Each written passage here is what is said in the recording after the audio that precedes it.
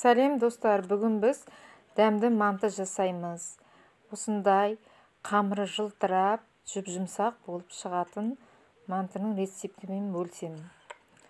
Ең алдымен ұнымызға тұзымызды, 2 жұмыртқамызды салып, жақсылап қамыр илейміз. Дайын болған қамырымызды 2-ге бөліп, тындырып қоямыз. Енді салмасын дайындаймыз. Фаршымызға қара бұршымызды, туралған картобымызды, туралған жуамызды және де тұзымызды суға ертіп қосамыз. Қамырымызды жайып, кесіп,